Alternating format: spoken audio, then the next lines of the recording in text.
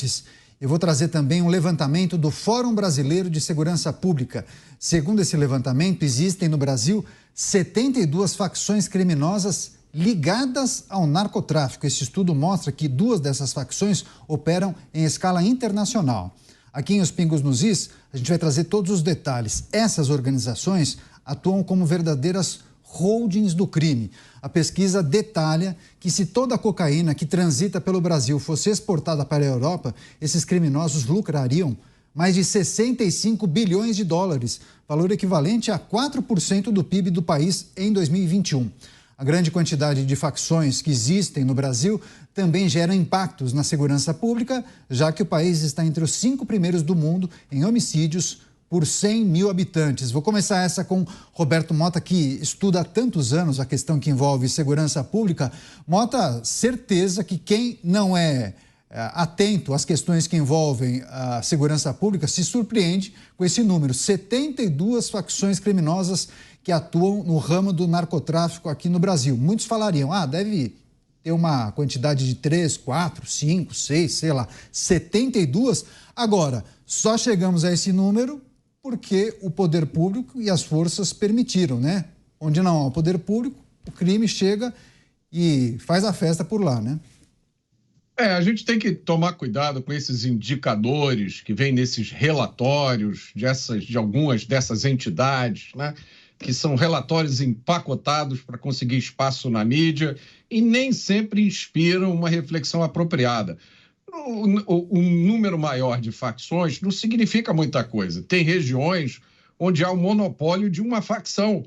E aí, às vezes, você tem a sensação de que as coisas estão mais calmas, mais tranquilas, e aí a facção determina um salve geral e consegue parar uma cidade, consegue parar um estado. Eu não tive a oportunidade de olhar esse estudo especificamente, Caniato, mas eu conheço essas entidades desse ecossistema. Pelo que eu vi nas notícias, não há absolutamente nenhuma novidade.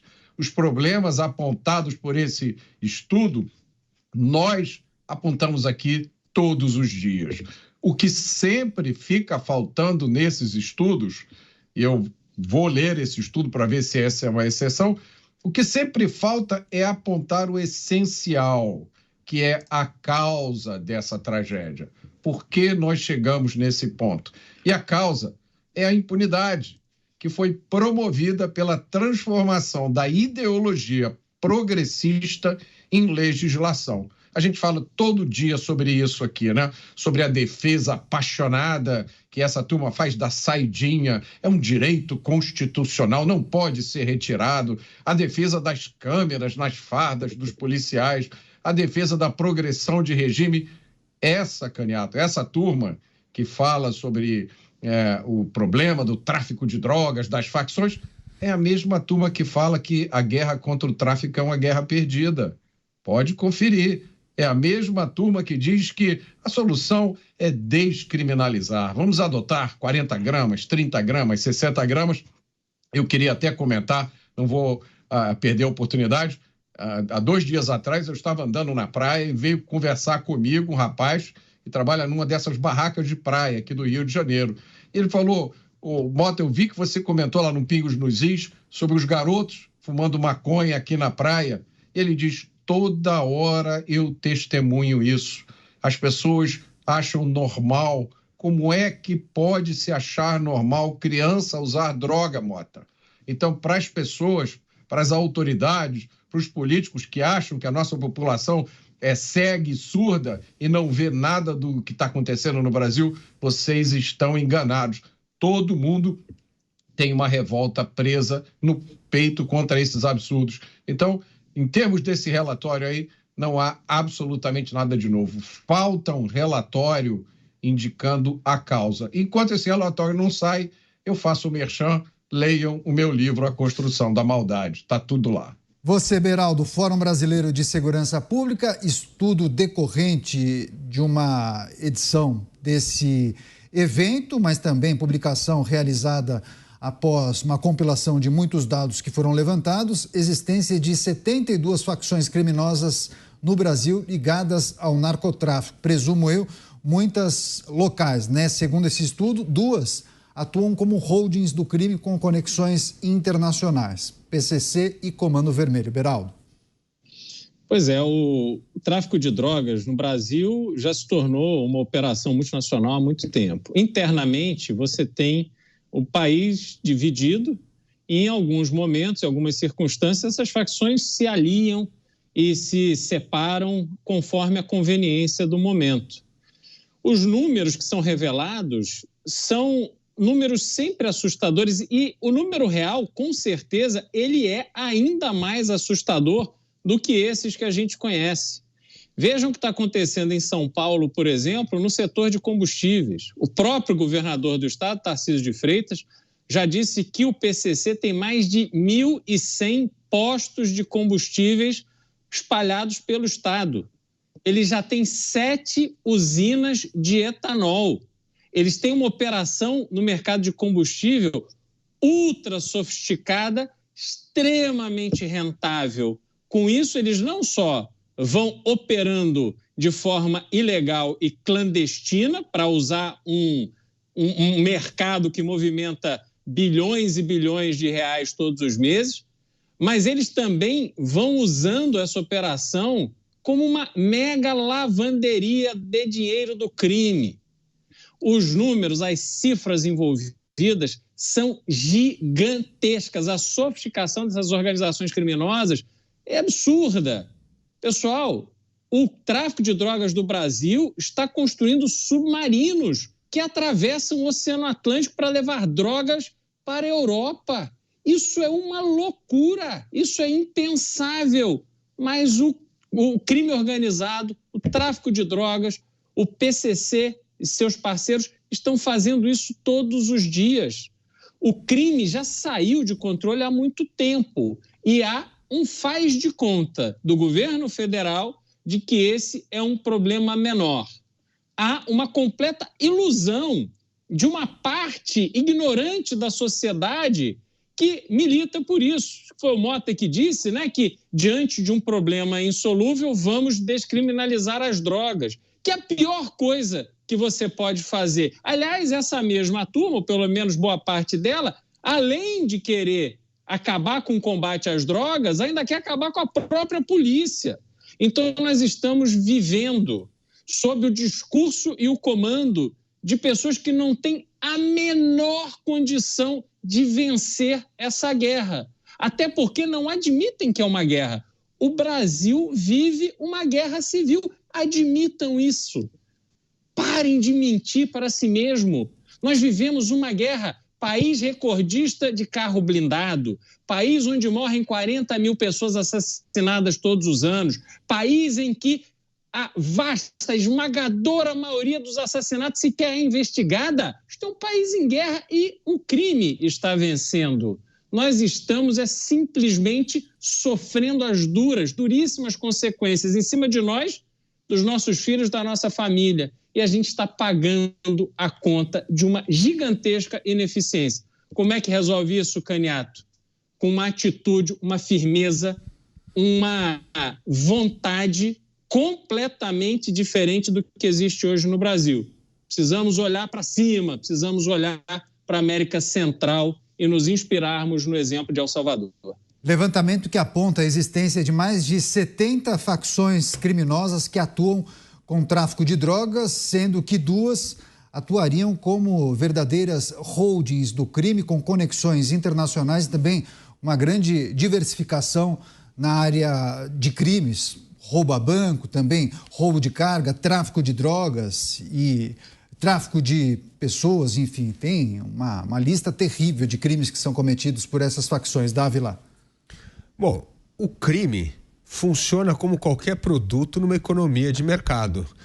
Por que cresceu o número de organizações criminosas no Brasil? Porque o mercado é próspero para que eles cresçam. O Mota já tocou no ponto central, que é a impunidade. Mas onde é que começa essa impunidade? Essas organizações começaram dominando os presídios, onde o Estado não está. Elas começaram a colocar ordem nos presídios.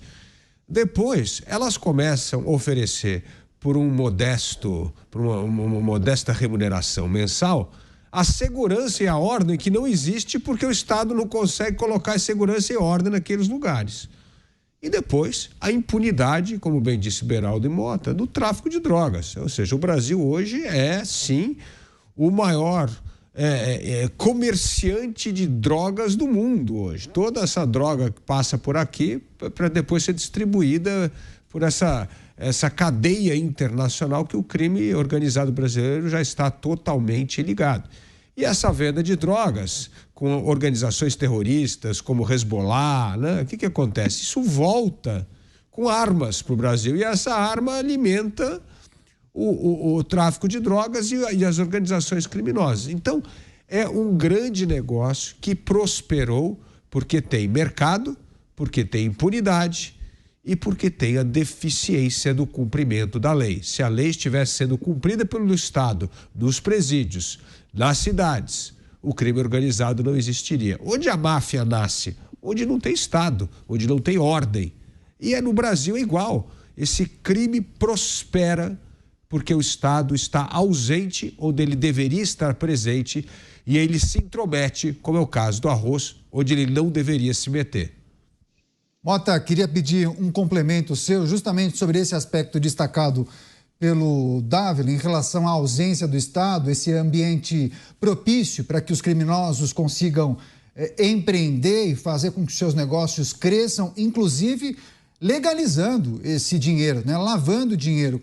Imagina só como uma facção consegue adquirir mais de 1.000 postos de combustíveis em um estado. No estado mais rico do país, a gente está falando de um universo de 9.000 postos, salvo engano, no estado de São Paulo.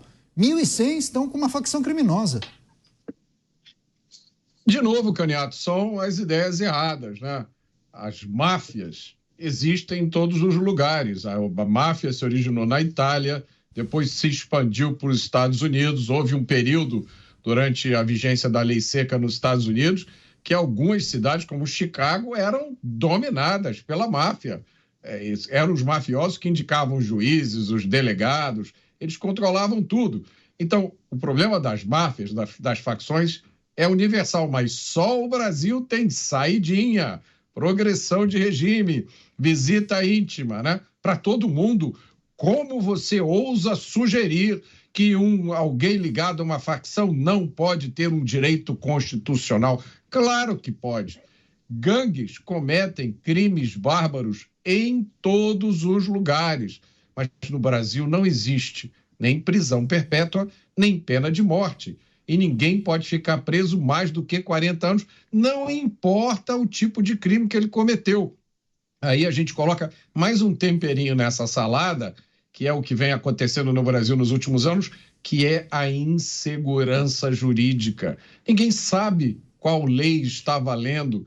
Ninguém jamais viu aqui no Brasil acontecer um fenômeno chamado de trânsito em julgado. Parece que tudo é precário, tudo é temporário, tudo amanhã pode ser revertido. Ora, então, eu vou lembrar aqui, só para ficar bem concreta essa nossa discussão, e nós comentamos no último Pingos nos Is, se eu não me engano, o maravilhoso projeto da cidade, da Prefeitura de Niterói, de comprar armas.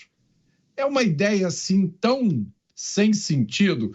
E depois eu fiquei pensando, Caniato, provavelmente foi sugestão de algum desses institutos com nome fofo, ou então de algum consultor especialista em segurança pública contratado a peso de ouro para dar uma ideia genial como essa. E aí eu fecho dizendo o seguinte, essa questão está na raiz da nossa crise de criminalidade, porque as pessoas vivem de intenções, elas não se preocupam com os resultados.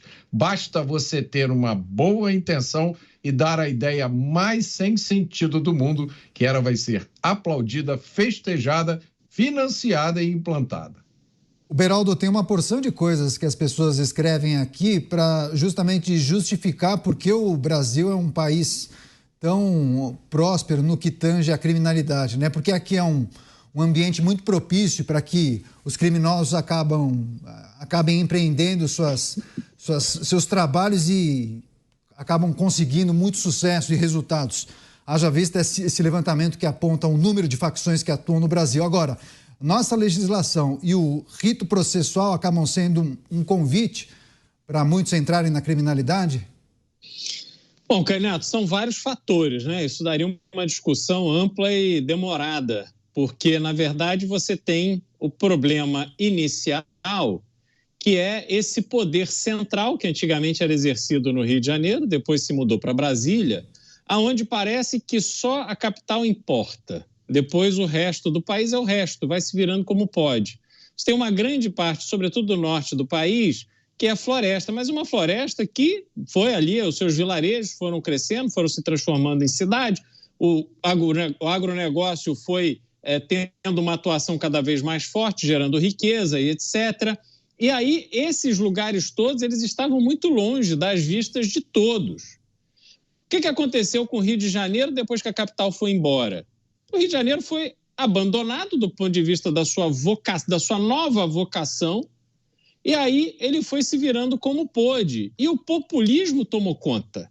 Com isso, foram sendo abertas as portas, desde Leonel Brizola, para que a bandidagem tomasse a cidade para si. Isso era visto de forma serena, tranquila. Não é que houve um investimento na polícia, não é que se criou uma tradição de fortalecimento da polícia. Ao contrário, a polícia atuava dentro dos seus limites, porque uma polícia fraca significava a população feliz. Então, isso tudo, esse conjunto de etapas, de eventos, foram se somando, espalhados pelo Brasil inteiro, e aí nos levou a uma situação em que o crime organizado é realmente organizado, é realmente muito bem equipado, ele é muito capitalizado, ele tem um orçamento infinito se comparado ao orçamento das polícias, que pagam mal seus policiais, equipam mal, treinam mal, colocam toda a responsabilidade de eventos inerentes ao exercício da função nas costas de cada policial, seja policial civil, policial militar, policial federal, ele que se vire para responder e pague seus advogados, e foi criando-se um estímulo a não combater o crime como ele deve ser combatido. Aí se soma isso os vários governos que foram permitindo isso acontecer, uma imprensa que é muito sensível aos apelos dos pobres coitados, dos bandidos, dos marginais, e aí a população foi ficando sem voz. Chegamos numa situação absolutamente absurda. Um país com a nossa riqueza, um país que poderia dar prosperidade para absolutamente todos aqueles que quisessem trabalhar de forma decente, se tornou um antro da vagabundagem. Prospera no Brasil, salvo exceções honrosas, mas muito poucas em comparação com o tamanho da população, prosperam no Brasil aqueles que atuam à margem da lei. Alguns um pouco à margem, outros muito profundamente distantes da lei. Então temos esse cenário absurdo, onde a gente pega todo o nosso potencial, joga no lixo, pegamos a nossa riqueza, entregamos de mão beijada na mão de alguns. Isso precisa mudar, Canhoto. Ninguém aguenta mais.